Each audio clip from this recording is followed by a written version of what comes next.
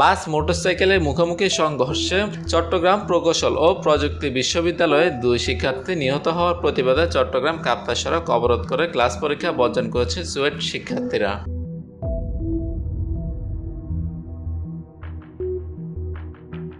মঙ্গলবার সকাল থেকে শিক্ষার্থীরা সড়ক অবরোধ করে রাখে।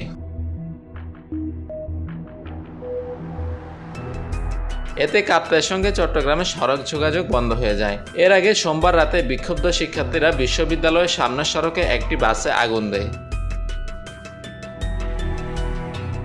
ঘটনার পরপরই চুয়েট ক্যাম্পাস ও আশপাশের সড়ক অবরোধ করে বিক্ষুব্ধ শিক্ষার্থীরা। সে সময় শাহ আমানত লাইনে 4টি বাসও আটকে রাখে শিক্ষার্থীরা। পরে পুলিশ ঘটনাস্থলে গিয়ে পরিস্থিতি নিয়ন্ত্রণের চেষ্টা চালায়। 2 শিক্ষার্থী নিহত ও 1 শিক্ষার্থী আহতের ঘটনায় সোমবার রাতে চট্টগ্রাম প্রকৌশল ও প্রযুক্তি বিশ্ববিদ্যালয়ে ক্লাস পরীক্ষা বর্জন কর্মসূচি ঘোষণা করেন শিক্ষার্থীরা।